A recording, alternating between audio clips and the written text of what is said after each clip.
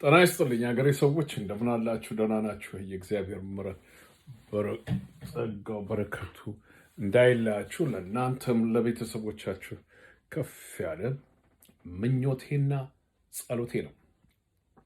ዛሬ በፊታችሁ የቀረብኩት ይህንን ከወርልድ ባንክ ስለ አንብቤ ትራንስሌት ለማድረግ በተቻለ መጠን አስቀምጨዋለሁ። ምን ያህል የዛች አገር ኢኮኖሚ እየደቀቀ መሆኑን ወደ ቁልቁል እየሆነ ያለ ዛሬ የሚያስተዳድሯት የሚመሯት መሪዎች የጦርነት ጥሩምባ ከመንፋት አላቆሙም። በጣም ይገርማል። ዛሬ ባህር ነው፣ ስለ ባህር ነው የሚያወሩት። ሬቻዎችም ጨፍረው አንዳንድ ወጣቶች በጣም ነው ማዝ ነው በእንደዛ እድሜ ያሉ ሬቻ እያሉ በቃ ቀይ ባህር ነው እንትን የምንለው እያሉ ሲሉ እኔ ነው በጣም ነው ማዝ ነው። ዛሬ ኢትዮጵያን 72% እዚህ ላይ አንበቡት ከተለያዩ አገሮች። እኔ ሁለት ሀገሮችን ነው ኮምፔር ላደርግ የምፈልገው። ናይጄሪያ በፖፑሌሽን ከኢትዮጵያ በላይ ነችና ስትመለከቱ ምን ያህል በድህነት ውስጥ እንዳለ። በፊት በእጅ ላይ ያለው ወርቅ እንደምን ይቆጠራል የሚሉት እንትን አለ። ባለፈው ጊዜ ላንድሎክ ባህሩን ሳይኖረን የአገሪቷ እድገት 10%፣ ብዙ ጊዜ ነው እኮ የምናገረው፣ ይህ እውነት ነው። 10% በጂዲፒ ማነው ያለው? ይህንን አሁንም የጻፈው ይህንን ያወጣው የጻፈው ኦርጋናይዜሽን ነው። ለ10 ዓመት ውስጥ ኮንቲኒስሊ 10% ታቶ አይታወቅም። አንደኛ ከአፍሪካ የነበረች ሀገር ነው የተረከቡት።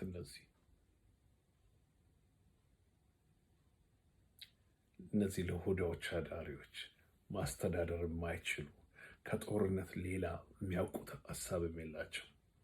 ከዛ ውስጥ 17-18ቱ ሁሌ የምናገረው ነው ምርኮኞች የነበሩ፣ ነገር ግን ይቅር ተብላቸዋል። ደርጊስቶች ነበር፣ ቤሲክሊ ደርጎች የነበሩ የቦቸሩ የነበሩ ናስታልጂያ የነበራቸው ዳቦ በሰልፍ የሚገዛበት ጊዜ፣ በራሽን የሚኬድበት ጊዜ የተወሰነ ስንት ልጆች ስንት ቤተሰቦች አሉ፣ ይሄን ያለው ኪሎ ዘይት የሚሸጠው ወደነበረበት ያ ነው ናስታልታቸው፣ ያ ነው የነበረው። እንደዛ ነበሩ። ዛሬ 17 ነው 18ቱ እነዚህ የጦርነት ላይ አሁን ታፕ ፖዚሽን ያሉት ምርኮኞች የነበሩ ናቸው። በጣም የሚያሳዝን ነው። 72% ኤግዛጀሬት እኮ አለማድረግ 3/4 ማለት ነው አይደል እንዴ? ከግማሽ በላይ 50% ግማሽ ሲሆን ኦልሞስት 25% ብጨምሩበት 3/4 ማለት ነው። ድሃ ነው ማለት ነው። የሚበላው አንድ ዳቦ እያጣ ነው። እየጠበበው ነው የሚመጣው። አንድም በ7 ዓመት ውስጥ ለፍት ራይት ጦርነት ከመክፈት በስተቀር ኮሪደር እያሉ ምን የሚሉት ነገር ውስጡ ለቄስ የሚሉት ነገር ነበር አለ። እንዲህ እኮ ነው አሁን የሚደረገው። የሚያሳዝን ነው። አይታያቸውም። የእግዚአብሔር ሰው ነኝ ባዮች ናቸው ማጆሪቲዎቹ። የዚህ ፕሮቴስታንት ፕሮስፐሪቲ ኢቫንጀሊስት ፕሮቴስታንት ትኖች ናቸው ከነ ነቢያታቸው። በቅርብ ጊዜ ውስጥ አንድ የዓለም ጋዜጠኞች ስለዚህ የዓለም ጋዜጠኞች ኦርጋናይዜሽኖች አሉና ሲጂአይ ነው ምናምን ነው የሚሉት ባለሳሳት ያወጣውን ስለ ኢትዮጵያውያኖች ሲናገር በቃ አፈን ነው። በዚህ 7 ዓመት ውስጥ ይህ እነዚህ ሰዎች ከመጡ ጀምሮ ስልጣን ከያዙ ጀምሮ ፍሪትን እንኳን ነጻትን ከነጻ ሀሳቢ እንኳን የለም። ነገር ግን እነዚህ ሰዎች በእንደዚህ አይነት በጣም በዚህ በውሸት ነገር በጣም የጎበዙ ናቸውና ብዙ ፕሮፓጋንዲስቶች አሏቸው፣ ብዙ ዩቱበሮች አሏቸው፣ ብዙ ፌስቡክ የሚያናፍሱ ተገዝተው አልብሳ ቀንን እየታየ ጨለማ ነው አይባልም። እንደዚህ ነው እኮ የሚያወሩት እንደዚህ አሁን ያሉት ዩቱበሮቹ። አብዛም ደግሞ የሳተላይት ሚዲያ የነሱ የሆኑ የነሱ ደጋፊ የሆኑት እነሱም ተካፍሏቸው ነው። የሚያናፍሱት ወሬ በጣም ያሳዝናል። ይሁንና እኮ ተጽፏል፣ እያየነው ነው።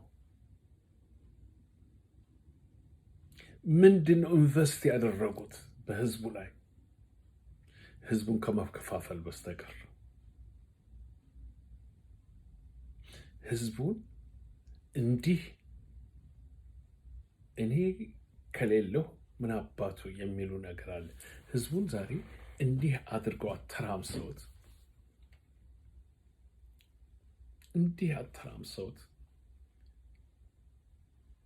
ሌላን ሰው እንዲጠየቅ ያደርጋሉ። ሰላም የነበረችውን ፕሮቪንሶችን እንዲህ አተራምሰውት። ይሄ ነው እንግዲህ የፕሮስፐሪቲ ፓርቲ ውጤት። ስርቆት፣ ሌበኝነት፣ ውሸት፣ ህዝብን ብሔረሰብን ወደ ድህነት መቀየር፣ ህብረተሰብን ወደ ድህነት መቀየር። በጦርነት ያደገ አገር አለ ወይ? የለም። አንሰሩ በጣም ቀላል ነው። እንግዳው የዚህ ሁሉ ጦርነት እሳቱን ማለኮሰው ክብሪቱን ቢባል የፕሮስፐሪቲ ፓርቲ፣ የብልጽግና ፓርቲ የት የሚመራው ዛሬ የሚመራው ይህንን ፓርቲ የመራው ይህንን የፒስ ኖቤል ፕራይስ የወሰደ ነው። በቅርብ ጊዜ ውስጥ አንድ ላቲን አሜሪካ ውስጥ ያለች ታጋይ ተደብቃለች። አሁን ስለምታደርገው ሰላም ያለ ጦርነት በሰላም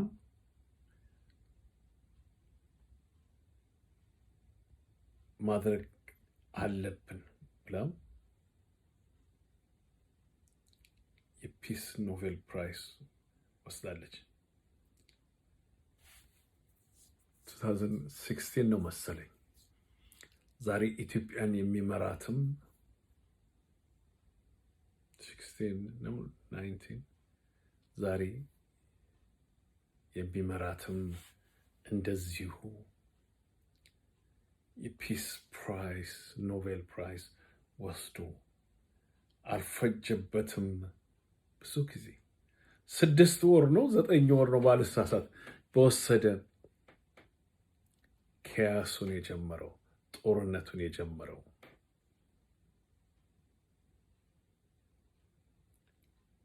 በሶማሌ በኩል ጀመረ፣ እሱን ጨረሰ።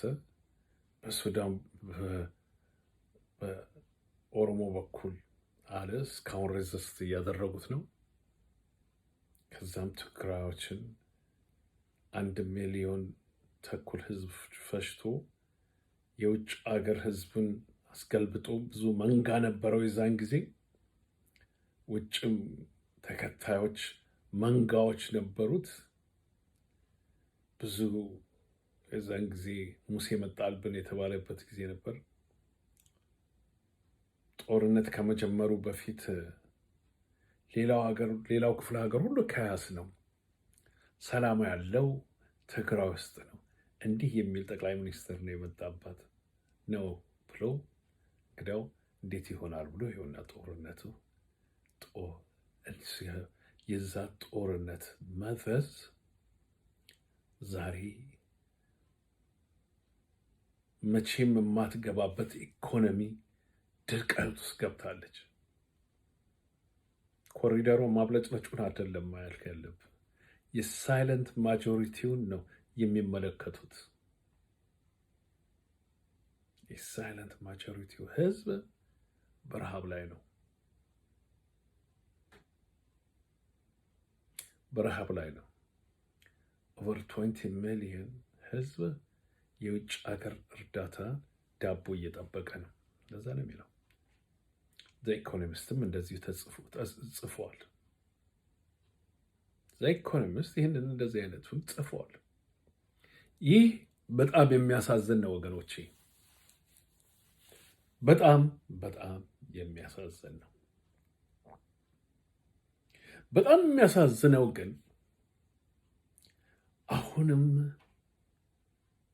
አሉ ሆፕ ይኖሯቸው ገንዘብ ይከፈላቸው አይገስ እየወጣ ነው። ብዙዎቹ ገንዘብ እየተከፈላቸው ነው።